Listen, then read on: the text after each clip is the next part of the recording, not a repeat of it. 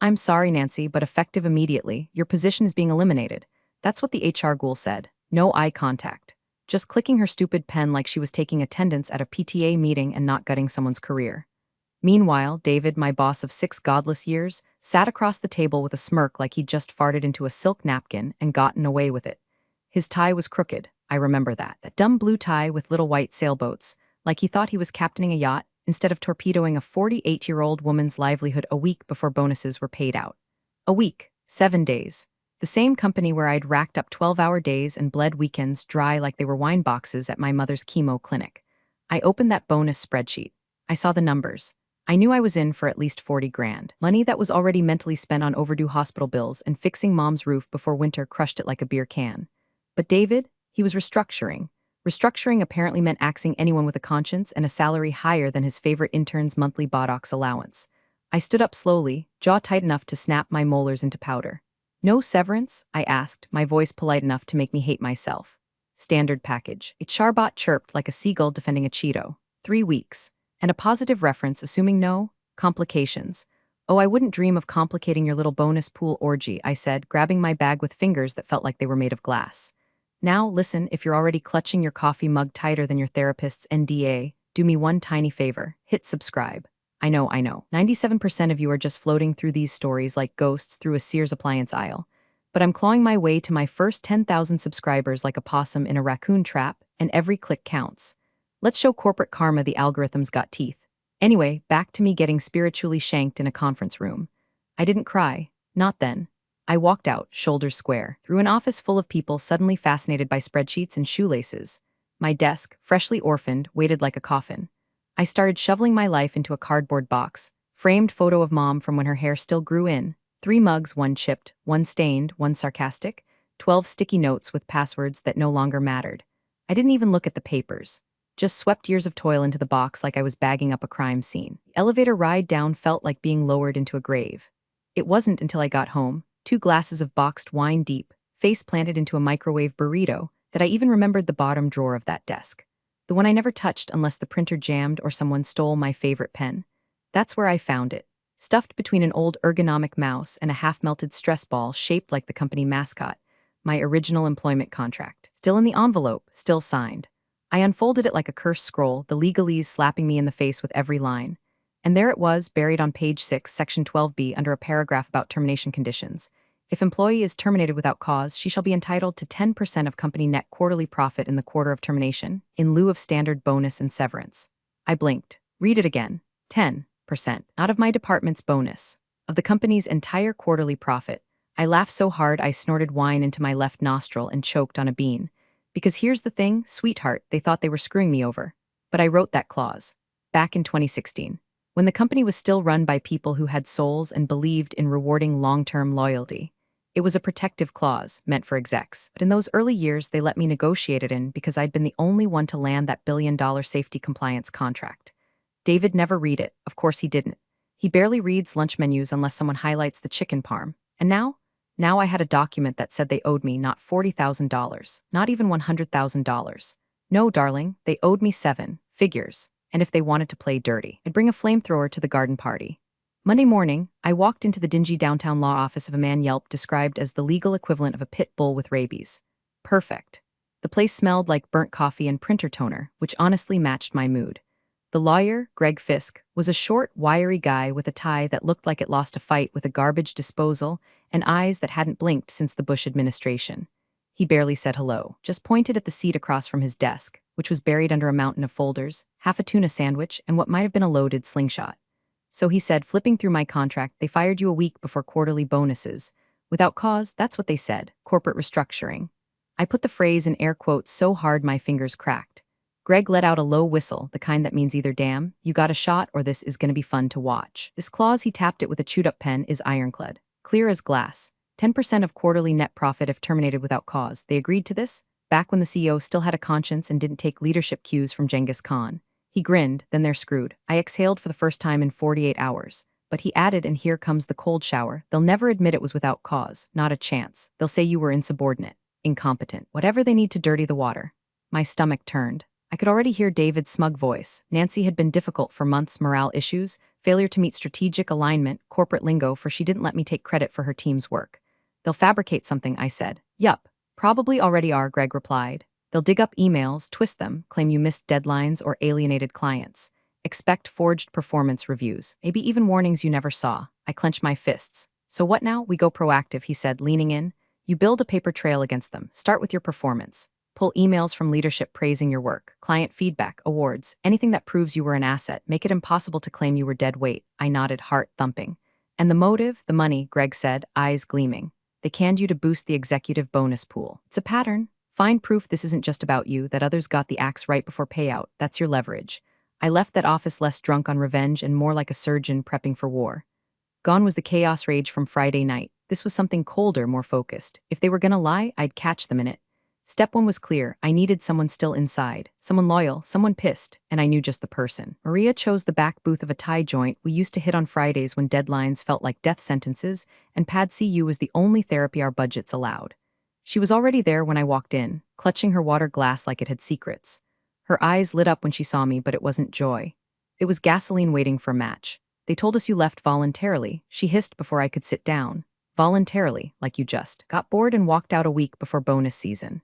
Nobody bought it. David's PR machine's still running hot, I see, I said, sliding into the booth. I assume he's moved into your office already? Ha. Moved in, redecorated, and probably installed one of those Keurig pods shaped like his own ego. I smiled, but it didn't reach my eyes. He thinks this is over, that I'm just going to disappear quietly into the LinkedIn graveyard with a taking time to explore new opportunities post. Maria leaned in, lowering her voice. You're not even close. She exhaled like she'd been waiting for permission to be angry. Good, because I've got something. David's been strutting around, talking about how lean and mean the exec team's gonna look on paper, how much fat he cut before reporting Q3 earnings to the board.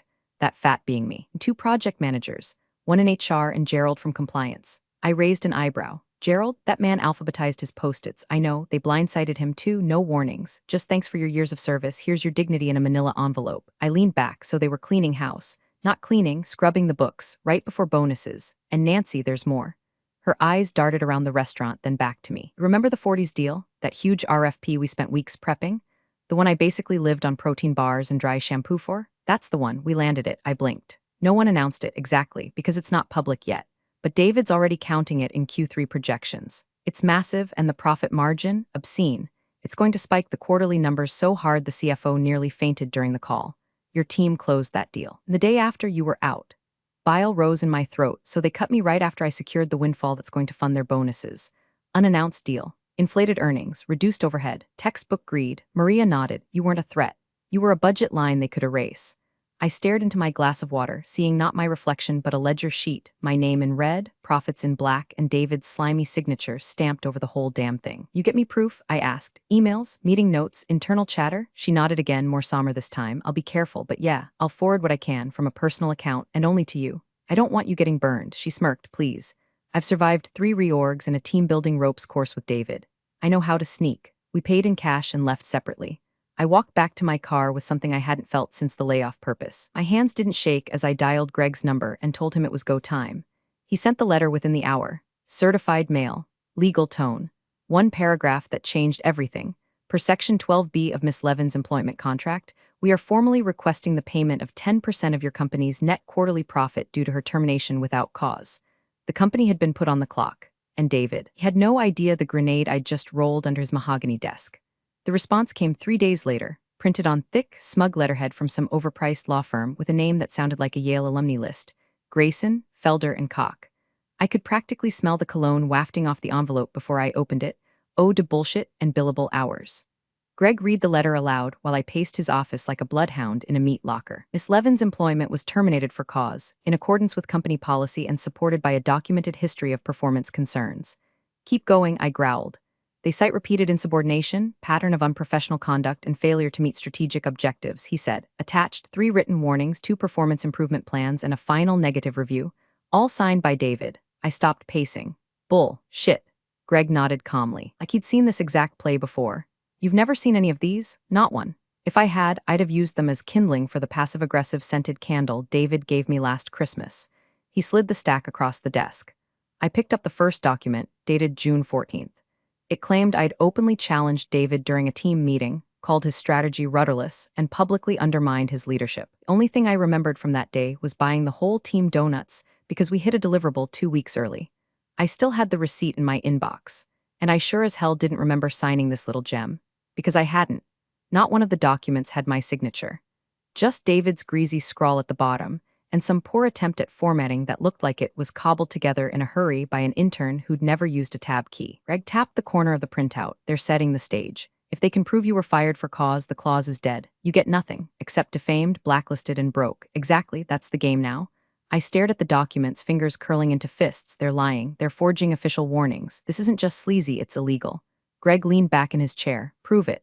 The words hit like a slap. Not because he was being cruel, but because he was right. I could shout from rooftops all day long that I'd never seen these documents, but unless I had proof they were created after the fact, it was just noise. He said, she said, and I'd get buried under their legal avalanche. Then I remembered something critical, something stupid. David never wrote his own performance reviews, I said slowly. He didn't even know how. He'd email the template to his admin and tell her to fill it in with something that sounds like leadership. Greg raised an eyebrow. You think the admin wrote these? No, I said, but if he did, he used his computer, which means there's metadata. I pulled out my phone and started typing a message to Maria. It was time to go deeper. These files weren't just forgeries, they were digital footprints waiting to betray the hand that made them. I need her to get the original files, not the PDFs, not the printouts, the actual Word docs. If she can get them off the shared drive or his laptop, they'll have timestamps. And if those timestamps are after your termination date, Greg said with a grin, we've got them by the throat. My blood boiled under the surface like a storm surge, calm above, lethal underneath. They thought I'd roll over. They thought they could rewrite history and bulldoze my name into the mud. But David made one fatal mistake. He underestimated the one person who kept receipts for everything. I wasn't just coming for my money anymore. I was coming for their reputation, and I was bringing fire. Maria's text came in just after midnight like a telegram from the resistance. Got M. You're gonna love this. I sat up in bed, heart hammering, the blue light from my phone glowing like a secret. I'd almost drifted off, lulled by late-night infomercials and a microwaved wine spritzer, but now adrenaline surged through me like rocket fuel. Attached were 4 files, original Word docs, not PDFs. She'd found them buried in a shared drive folder David thought was cleverly named Exec Admin Private 1. Apparently, the man who couldn't figure out how to mute himself on Zoom also thought adding a number at the end of a folder name made it hacker-proof. I forwarded them to Greg, then opened the first one on my laptop. Top of the screen, date created. October 4th, 10:14 a.m. It was fired October 3rd. They forged the warnings after I was already out the door. Every single one. I laughed, loud, unhinged, like a woman who just found a diamond ring in a bag of dog poop. Not elegant, but goddamn satisfying. The neighbors probably thought I was drunk or hexing someone. Greg called 3 minutes later, sounding like a kid on Christmas Eve with a flamethrower. This is it, he said, voice breathless. This is your smoking gun. There's no spinning this. If we show this to a judge, or even hint we might, they'll cave so fast it'll leave scorch marks. I opened the next message from Maria. This one had a spreadsheet, preliminary Q3 earnings forecast. It was titled, Internal Use Only. It listed every major contract signed that quarter, including the still unannounced 40s deal. My team's deal. Bottom line, $38.6 million net profit projected. I stared at the number, chest tightening. Then I did the math. 10%, $3.86 million. That wasn't a bonus. That was a lottery ticket. That was Mom's medical debt incinerated. That was buying back every hour I'd ever spent biting my tongue in a meeting while David mispronounced synergy. I stared at the figure, stunned, while Greg kept talking in my ear about strategic next moves and courtroom leverage and settlement probabilities. But all I could think about was how badly they'd screwed up. They could have fired me clean, could have just eaten the payout and moved on. But no, they got greedy, they lied. And now they'd handed me the rope to hang them with. This wasn't about clawing back my dignity anymore. I already had that. This was about putting a leash on their smugness. About making sure no one else got gutted just to pad an exec's Christmas stock options. I told Greg to hold off on any more letters. Not yet, I said. We don't just hit them with this. He was quiet for a beat. What do? We set the table, I said. We make them think they still have the upper hand. Let them feel safe. Then we flip it over. I was done playing defense. Now I was laying the trap. The envelope showed up 2 days later, hand-delivered by a courier who looked like he'd rather be delivering subpoenas. Didn't even need to open it to know what it was. The timing reeked of panic sweat and deodorized desperation. Inside, a 5-page offer written in the kind of sanitized legalese that tries really hard to sound generous while also trying not to choke on its own cowardice. A one-time payout of $150,000. That was their idea of mercy. A hush-money pittance dressed up as magnanimity. It didn't even come close to the bonus I'd already earned, let alone the contract clause. No mention of wrongdoing. No admission of fault, just a line about the interests of closure and goodwill. Greg scanned it and smirked like someone watching a toddler try to bluff at poker. They're scared, they know we've got something, they just don't know how much. Good, I said. Let's keep it that way. Then, like fate had decided to send in the cavalry, I got an email from Frank Eldridge. Now, Frank wasn't the type to make waves, and he still worked at the company. He was the quiet guy in finance who always had a spreadsheet open and a mug that said I excel at numbers. The only time I ever saw him raise his voice was when someone moved the shared printer without telling him. So when I read his message, short, clipped, and full of barely contained rage, I knew something was deeply rotten. Heard what happened. Got some things you might want to see. I was let go after raising questions about Q3 earnings adjustments. They're hiding something. Let me know if you're willing to talk. We met at a diner off the highway, the kind of place with cracked vinyl booths and waitresses who call everyone Han. Frank looked like hell, eyes sunken, tie askew, fingers twitching against his coffee mug like they were still typing invisible numbers. They fired me 3 days after I flagged the 40s accounting entries, he said. Revenue recognition was all wrong. Deferred income was being dumped into Q3 to make it look like an immediate spike. For the bonuses, he nodded grimly. I tried to escalate, got shut down, then called into HR for a confidential review. 2 days later, I was out, restructuring. He made air quotes so sharp they could slice bread. Then he pulled a flash drive from his pocket. These are the original projections I submitted. Before the CFO ordered revisions, I kept copies, backed everything up to my cloud before they revoked access. I took the drive with trembling hands. This wasn't just a witness. This was corroboration, a second voice from the inside confirming everything I suspected and more. Frank could testify to the financial manipulation, the timing of the firing, the direct orders from the top to fudge the numbers. It wasn't just about me anymore. It never had been. David and his cronies weren't just greedy, they were dirty. I emailed Greg the files that night. This changes the calculus, he said after scanning the data. This isn't a lawsuit anymore. This is a nuke. If we go public, it could trigger an SEC review. The CEO won't let that happen, not over David. Then let's make him choose, I said. We drafted a new plan, no slow bleed, no courtroom slog, just one sharp, surgical strike. A meeting, one room. David, the CEO, their legal team, and us. Greg called it a negotiation. I called it the slaughterhouse, because we weren't asking for justice anymore. We were coming to collect. The conference room had the sterile, antiseptic chill of a surgical suite, the kind of place designed to make emotions feel out of place and humans forget they had spines. Polished glass table, bottled water lined up like bullets, and 4 leather chairs on each side that looked far more comfortable than the situation deserved. I sat across from David. He wouldn't look at me. Not directly, anyway. He kept adjusting his cufflinks, fidgeting with his pen, checking his phone like the next notification might bail him out of the trap he'd walked into wearing a $900 blazer and the flop sweat of a man whose empire was about to implode. Next to him sat the CEO, Reynolds, human iceberg in a 3-piece suit. The kind of man who never yelled but made entire departments vanish with a single memo. Greg sat beside me, calm and casual like this was just a Tuesday brunch. No tie, sleeves rolled. A yellow legal pad filled with bullet points that would ruin careers. Let's begin, Greg said, sliding a flash drive across the table.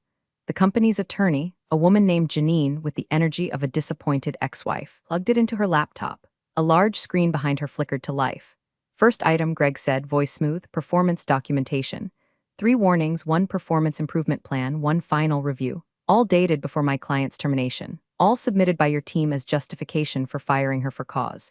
David leaned back, smug returning like a rash. As they should be. She was insubordinate, repeatedly challenged my leadership. Ask anyone. Greg raised a hand. We don't need testimonies, we have timestamps. He clicked a remote and the screen displayed a Word documents metadata panel. Date created October 4th, 10:14 a.m. Miss Levin was terminated on October 3rd. This document didn't exist until after she was fired. And it's not just one, he clicked again. Date created October 4th, 10:19 a.m. Another, October 4th, and another. All created within a 45-minute span the morning after termination. All backdated, all submitted as justification. Janine shifted in her seat.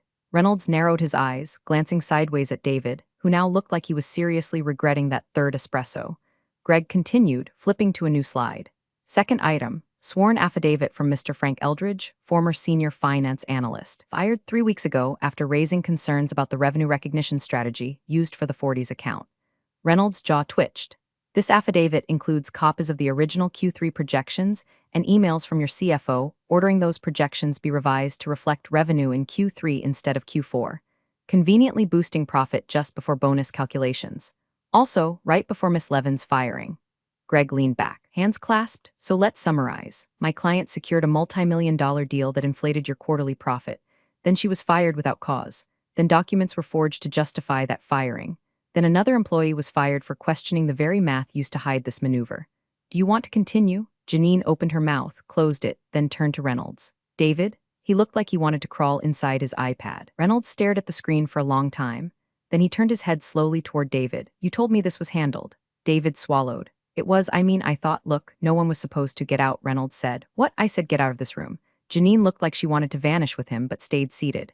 David stood, stammering, then scrambled for the door. He knocked over his chair on the way out. The silence he left behind was delicious. Reynolds turned to me. Miss Levin, may I speak with you privately? Greg gave me a sidelong glance. I nodded. Janine started to protest, but Reynolds cut her off with a hand wave. Just us. The room emptied like someone had pulled the plug on an aquarium. Just me and the CEO. Just predator and predator. The war was over. Now it was time to name the price of peace. Reynolds waited until the door clicked shut behind Janine before speaking. Didn't bother with small talk. No apology, no faux empathy, not even a throat clear to soften the blow. Just corporate calculus with a pulse. You're not here to burn the building down, he said. You're here to get paid. I stared at him for a long second, then nodded once. Correct. He reached into his jacket and pulled out a folder, thinner than I expected, but deadly in its precision. He slid it across the table like it was a menu, and he already knew what I was ordering. Full 10%, based on preliminary quarterly profit, though final numbers may adjust slightly post-audit. You'll receive the wire within 3 business days of signature. Greg flipped it open, eyes scanning fast, efficient.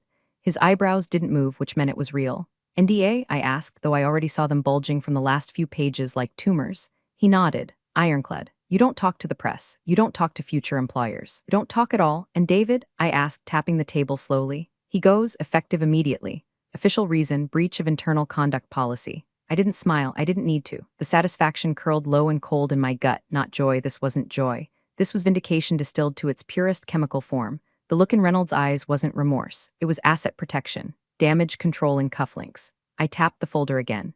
2 conditions, I said. Reynolds didn't blink. Go on. 1, Frank Eldridge, you're going to cut him a check. Label it consulting fee. You and I both know he deserves 10 times what I'm asking. But you're going to give him $250,000 and it's going to look like a good faith business transaction. Reynolds opened his mouth, then closed it. Done. 2, Maria gets a letter of recommendation. Anonymous source, but glowing. Personally guaranteed by you. No vague phrasing. No HR word salad. Something that gets her hired. You're protecting your people, he said, voice flatter than Midwest topography. No, I replied, I'm punishing yours. Greg coughed softly to cover a laugh. Reynolds stood adjusting his jacket. My legal will finalize this by morning. You'll have final signature copies by noon. I stood too. 3 days, 3 days. We shook hands. His grip was dry and firm and utterly soulless. Greg and I walked out of the building like we were leaving a funeral with full pockets. In a way, we were. David's career had just been embalmed in a sealed manila folder. The reputation he'd built on theft and smarm had been reduced to a footnote in a sealed settlement. Outside, the wind bit through my blazer like static, but I felt warm. I hadn't just won. I'd rewritten the ending. And the best part? They paid me to do it. The wire hit at 9:07 a.m. on a Tuesday. I stared at the number so long I forgot how to breathe. 7 figures, clean, legal, untouchable. A sum large enough to make my bank app freeze for a second like it needed to mentally prepare for the responsibility. I didn't cry. I logged into the hospital portal first. Mom's balance zeroed out. Then the mortgage company, gone, credit cards, medical loans. Predatory short-term garbage I took out back when I was buying her prescriptions with a coupon and a prayer wiped clean like a chalkboard before confession. It didn't feel real until I called her. She picked up on the second ring, already suspicious.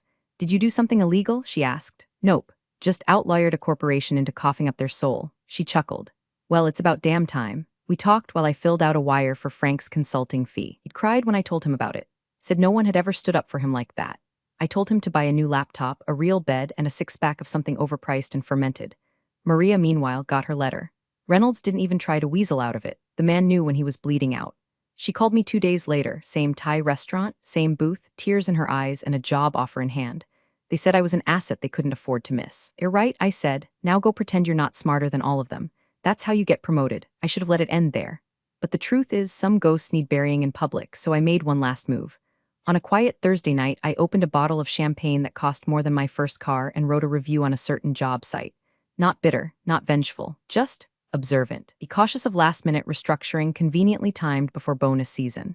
This company rewards loyalty with silence and profits with pink slips.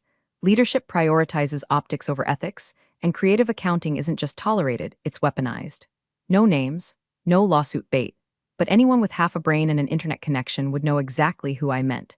It went viral in a week. Got LinkedIn messages from strangers thanking me for confirming their suspicions. A recruiter even asked if I'd consult on toxic culture remediation. I said I was busy, and I was, because I was sitting on the deck of a modest, sun-washed beach house I bought in cash. Ocean view, no neighbors, just me, mom on speakerphone, and the distant sound of seagulls fighting over a French fry. She asked what I was drinking. Champagne, I said. The kind you don't chase with Tums. What's the occasion? I swirled the glass, watching the bubbles climb. I read the fine print, I said. Then I used it to choke a giant. And I toasted to every spreadsheet, every ignored warning, every smug dismissal that led to this moment. Because some bridges deserve to be burned, and some exits deserve fireworks. You're the real MVPs of the office jungle. Thanks for watching. Smash that subscribe button, or the coffee pot might just forget your next brew.